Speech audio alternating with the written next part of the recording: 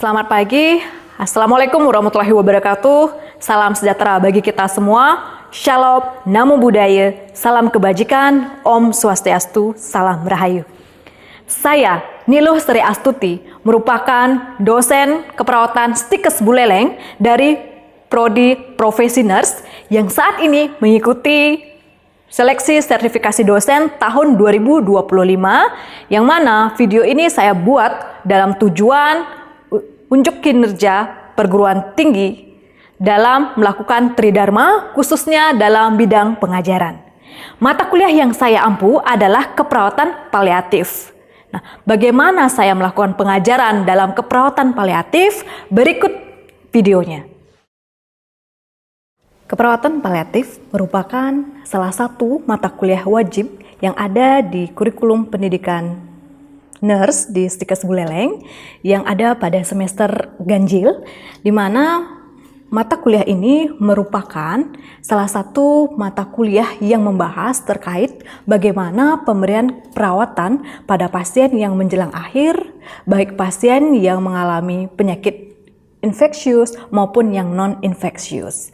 Nah, CPL yang akan dicapai oleh mahasiswa pada perawatan paliatif ini atau mata kuliah keperawatan paliatif, yaitu yang pertama adalah bertakwa kepada Tuhan Yang Maha Esa, yang kedua menguasai kemampuan umum dalam bidang keilmuannya, yang ketiga memahami ilmu keperawatan untuk melaksanakan asuhan keperawatan berdasarkan proses keperawatan.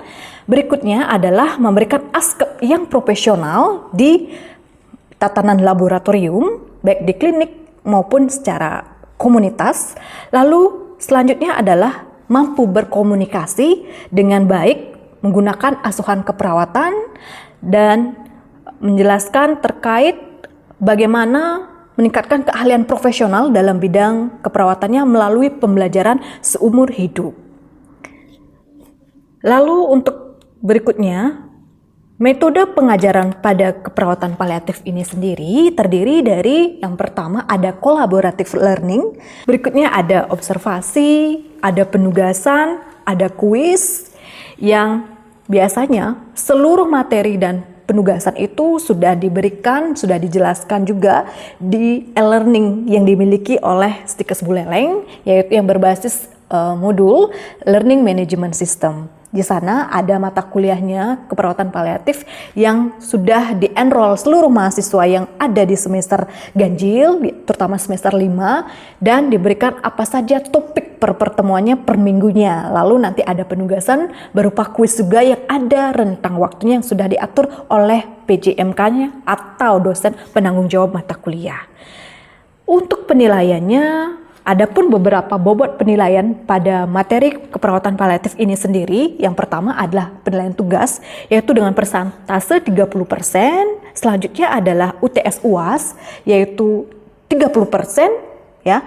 Absensi, sikap, etika itu ada 30%, lalu ujian harian berupa kuis ada 10% bobotnya, dan yang terakhir adalah ujian praktik. Nah, di sana ada 100%. Nah, untuk beberapa hal terkait keperawatan paliatif ini sendiri, terutama untuk beberapa pertemuan nanti dosen akan ada tim, ya, artinya di sini ada terdiri dari 3 tim. Mahasiswa akan kontrak waktu bersama masing-masing sesuai dengan waktu yang ada di RPS yang sudah diberikan kepada mahasiswa. Nah, seperti apa proses pengajaran saya dalam keperawatan paliatif ini?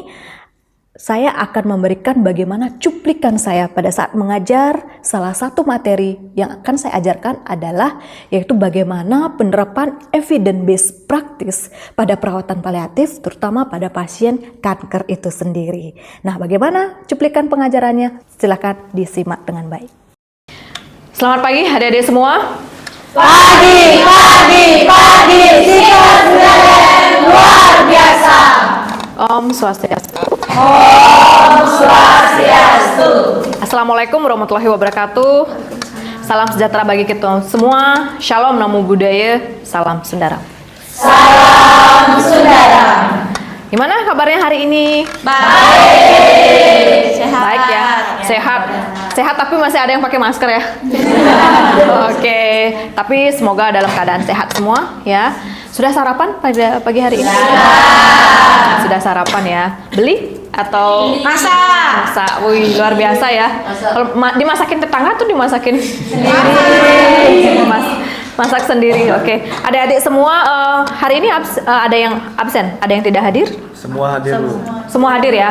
Oke, semua hadir walaupun masih dalam menggunakan masker ya. Artinya adik-adik semangat ya untuk kuliah saya.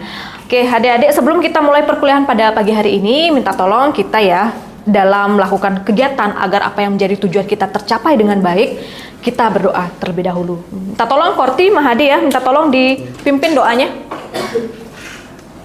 Baik, sebelum kita mulai perkuliahan pada pagi hari ini, hendaknya kita berdoa terlebih dahulu. Berdoa dimulai.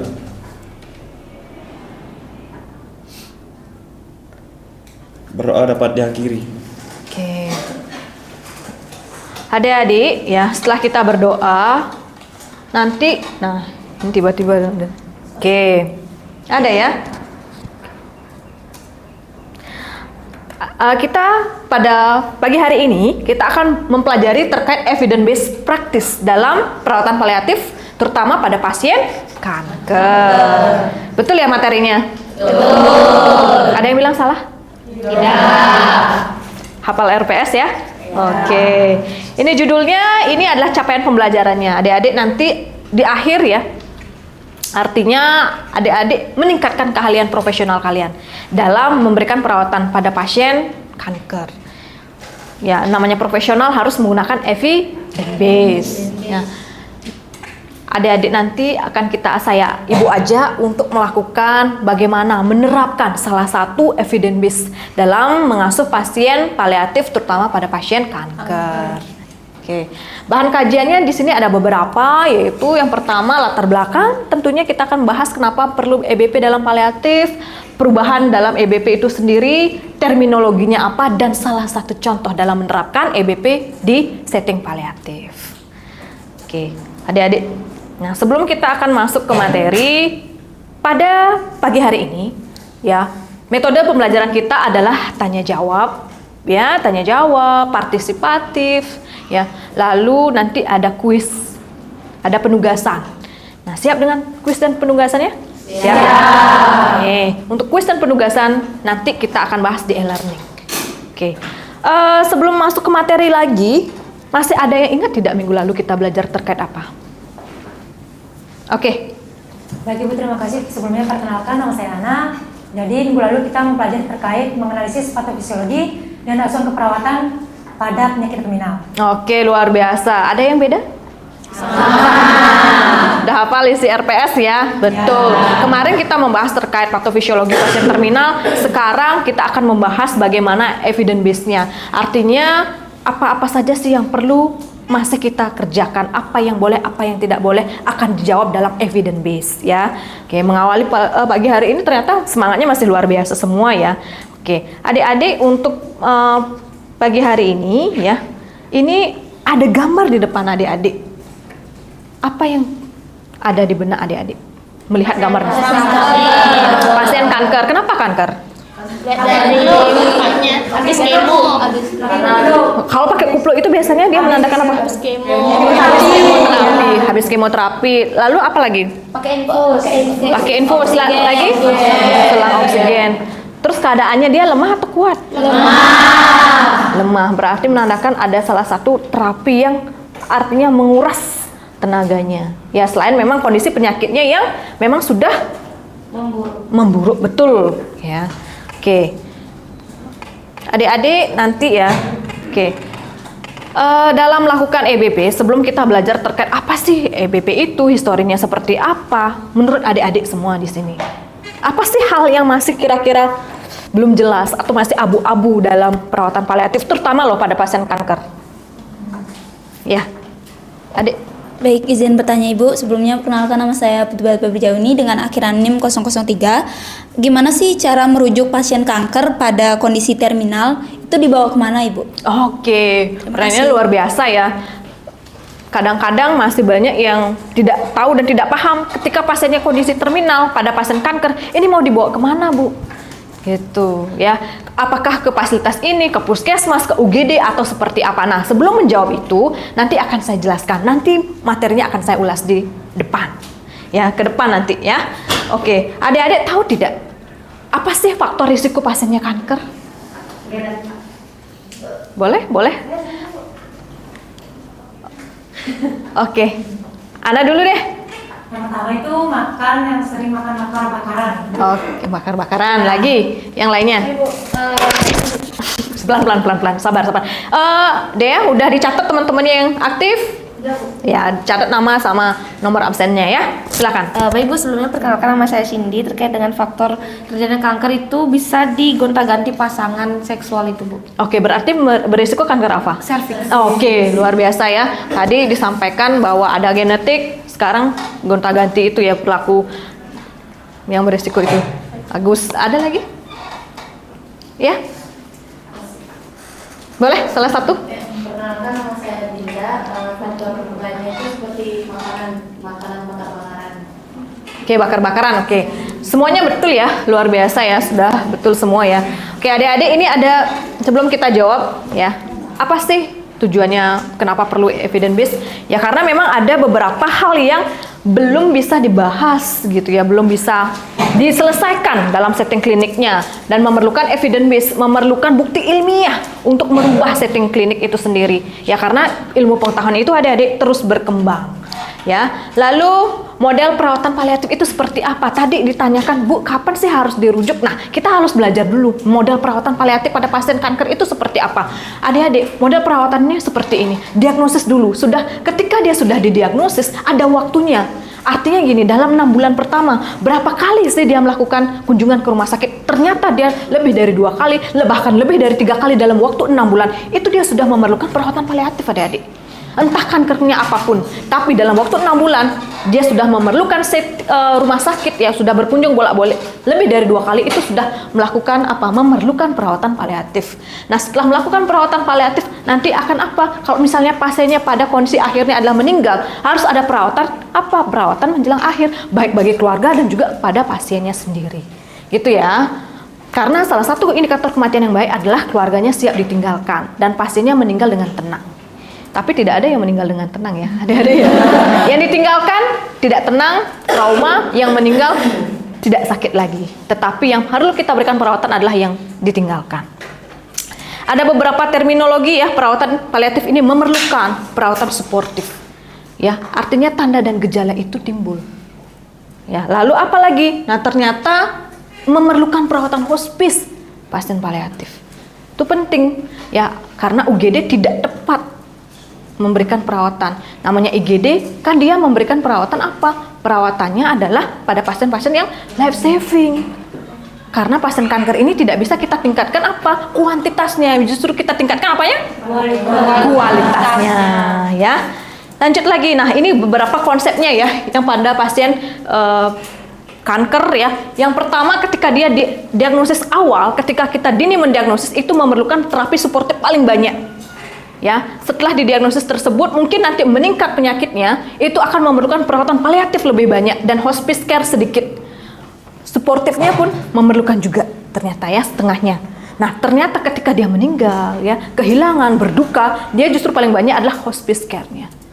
Atau dia memerlukan perawatan paliatif itu sedikit, justru suportifnya yang tidak ada. Paham ya? Oke. Ini ada beberapa, salah satu contohnya, kapan sih Bu dirujuk? Kapan dirujuknya? Kapan dirujuknya pada pasien paliatif ini sendiri? Nah, dirujuknya ini adalah sesegera mungkin dan di mana dibawa? Di klinik rawat jalan. Dibandingkan dengan klinik rawat inap. Kenapa sih? Alasannya apa? Dekat dengan keluarga. Dekat dengan keluarga? Lebih nyaman. Lagi?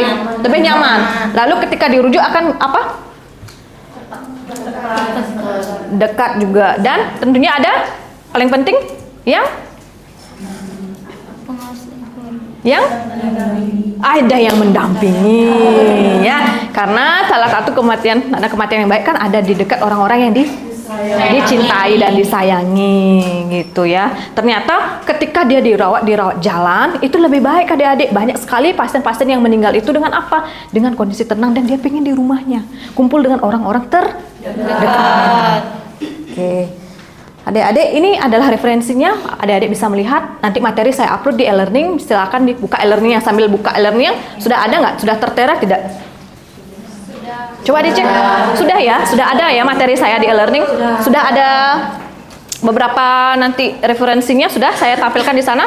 Sudah. Jurnal-jurnalnya sudah adik-adik bisa melihat di sana? Oke. Ada pertanyaan? Saya Bu. Oke. Baik, terima kasih atas kesempatannya. Sebelumnya perkenalkan nama saya Prita. Jadi saya masih gini Bu, sedikit merasa bingung terkait simpelnya itu terapi suportif dalam perawatan paliatif itu gimana sih Bu? Terapi suportif dalam perawatan paliatif itu adalah terapi yang didukung. Misalnya dia nyeri, dikasih obat nyeri. Dia mual muntah, diberikan obat-obatan tersebut. Artinya apa dampak dan gejala yang timbul? Apa sih yang dimaksud dengan terapi suportif? Oke, saya jelaskan ya. Terapi suportif itu adalah terapi-terapi yang membantu ya, yang membantu perawatan pasien. Seperti apa yang dimaksud di suportif itu Bu? Yang pertama misalnya pasiennya nyeri, mual muntah, ya sudah kita atasi nyerinya. Kalau misalkan dia nyeri ya kasih kita obat-obatan nyeri. Obat-obatan nyeri pada pasien kanker itu ada jenjangnya adik-adik. Beda dengan perawatan pasien nyeri pada pasien nyeri akut itu beda. Nanti saya sampaikan ya, nanti saya kasih di e-learning ya nanti sumber-sumbernya. Lalu selain itu juga mual, muntah dan lain sebagainya itu harus kita atasi. Yang namanya terapi suportif, apa dampak dan gejala yang ditimbulkan dari pasien kanker itu kita atasi, kita berikan terapi suportif, kita berikan dukungan. Gitu, untuk mengatasi dampak-dampak itu sendiri. Karena kan kita sampaikan bahwa pasien paliatif itu sudah tidak bisa kita obati dengan obatan medis, dia tidak bisa sembuh adik-adik. Yang justru bisa kita tingkatkan ketika dia meningkatkan kualitas hidupnya dengan apa? Terapi suportif itu. Bagaimana? Oke. Ada lagi pertanyaan? Sudah cukup ya? Oke. Kalau sudah cukup kita ke sesi berikutnya, kesimpulan. Nah, kita nih sudah sekian menit belajar terkait evidence based dalam keperawatan. Kira-kira apa saja sih yang kita pelajari pada pagi hari ini adik-adik? Oke. Baik, sebelumnya terima kasih atas kesempatannya Bu. Perkenalkan saya Andrea. Di sini saya akan membacakan sedikit kesimpulan yang dapat saya catat tadi. Jadi tadi itu dapat membahas tentang latar belakang EBP atau Evidence Based Practice dalam paliatif yang ditujukan untuk menerapkan pengetahuan terkini ke dalam keputusan perawatan umum guna meningkatkan proses perawatan dan hasil bagi pasien. Kemudian yang kedua itu perubahan dalam Evidence Based Practice yang dimulai dari masalah kesenjangan yang tidak bisa diterima antara apa yang diketahui dan apa yang dilakukan dalam perawatan pasien. Ya, betul, luar biasa. Ada lagi yang mau menambahkan? Ya. Sebelumnya terima kasih untuk kesempatannya. Perkenalkan, nama saya Putri Ciani dengan akhiran Mei 5. Jadi izin Bu untuk menambahkan kesimpulan dari materi pada pagi hari ini. Yang disampaikan Andrea tadi selain ada latar belakang dan juga yang disampaikan Andrea itu dari saya kesimpulan yang dapat saya sampaikan pada pembahasan materi pada hari ini yaitu ada juga terkait dengan pembahasan terminologi atau perawatannya. Perawatan pada pasien kanker, kemudian ada contoh dari perawatan EBP pada pasien kanker seperti kapan kita perlu merujuk pasien kanker. Oke, luar biasa ya, mantap ya.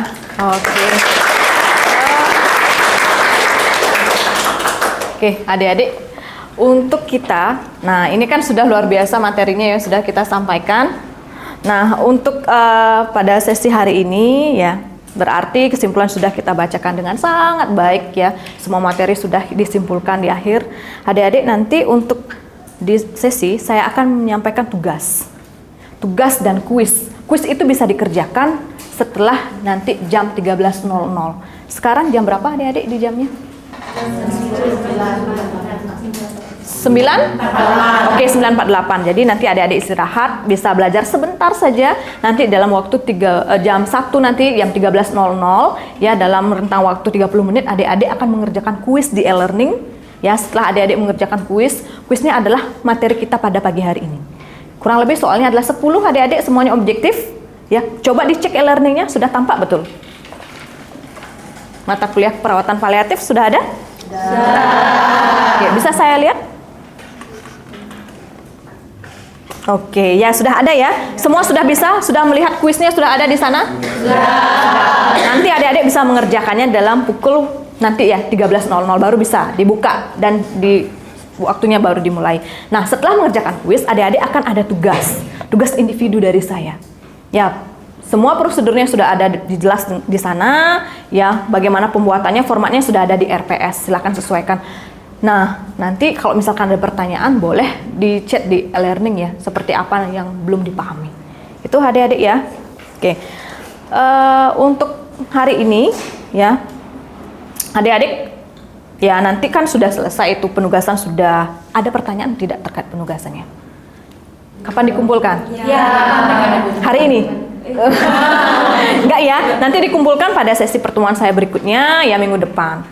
Oke, pada minggu depan nanti adik-adik belajar kembali ya. Minggu depan kita hari Kamis ya. Hari Kamis depan kita akan belajar kembali terkait perawatan paliatif. Bagaimana materi-materi yang belum masuk itu nanti akan saya bahas di sana. Nanti siap tuh penugasannya. Adik-adik boleh presentasikan terlebih dahulu. Ya, nanti minggu depan ya. Perwakilan nanti saya tunjuk siapa yang sudah siap, nanti saya undi, bukan saya tunjuk, saya nanti sendiri yang akan mengundinya. Gitu ya. Adik-adik semua penugasannya siap dikerjakan dengan baik, formatnya sudah ada ya dengan jelas. Oke, adik-adik kalau misalkan sudah jelas semua, ada lagi pertanyaan? Nah, ini sesi saya di akhir, adik-adik semua ya. Bangga nggak kita sebagai perawat? Bangga ya. Nah, ini apalagi sebagai perawat paliatif, kita kan wewenang pengobatannya nggak ada, tetapi kita bangganya itu kenapa? Karena perawat itu apa? Kalian harus tahu bahwa kita setiap hari ya, kita menyentuh kehidupan orang lain sampai menyentuh ke kehidupan kita. Apa yang kita lakukan itu menyentuh kehidupan kita pada dasarnya. Artinya kalau adik-adik memperlakukan orang dengan baik, merawat orang dengan baik, pasti balasannya suatu saat keluarga kita ketika sakit pasti akan diperlakukan dengan baik juga. Gitu ya, siap jadi perawat yang semangat dan mencintai sepenuh hati. Ya, tidak hanya pacarnya yang dicintai, tidak hanya pasangannya dicintai, tetapi juga merawat juga harus sepenuh hati. Itu adik-adik ya. Sekian dari saya mohon maaf apabila apa yang saya sampaikan ada yang kurang berkenan ya, menyinggung perasaan adik-adik baik disengaja maupun tidak disengaja. Ya, demikian dari saya, semoga bermanfaat materi yang saya sampaikan. Sampai jumpa minggu depan, dikerjakan tugasnya dengan baik, dikerjakan kuisnya juga dengan baik. Semoga nilainya sangat baik. Ya. Oke, terima kasih adik-adik semua ya. Om Santi Santi Santi Om. Assalamualaikum warahmatullahi wabarakatuh. Selamat siang. Siang. Singkat Buleleng luar biasa. Salam saudara. Demikian pengajaran saya yang berupa sinkronus, yang berupa observasi, tanya jawab, penugasan, dan juga kuis yang sudah disimak dalam konteks keperawatan paliatif, terutama pada materi evidence based practice dalam keperawatan, terutama pada pasien kanker. Saya ingin mengucapkan terima kasih sebanyak-banyaknya kepada Dirjen Sumber Daya Manusia ya SDM, kepada Kemensaintek Dikti yang pada kesempatan ini sudah memberikan saya peluang untuk atau kandidat sebagai sertifikasi dosen pada tahun 2025. Berikutnya juga saya ingin mengucapkan terima kasih setinggi-tingginya kepada institusi saya, Stikes Buleleng, yang tidak ada henti-hentinya untuk memberikan dukungan, motivasi, semangat dalam proses seleksi sertifikasi dosen. Selain itu kepada rekan kerja, mahasiswa, dan seluruh sivitas akademika yang sangat membantu saya dalam proses sertifikasi dosen. Demikian yang ingin saya sampaikan pada kesempatan kali ini. Terima kasih banyak. Om Santi Santi Santi Om. Wassalamualaikum warahmatullahi wabarakatuh. Salam sejahtera. Salam.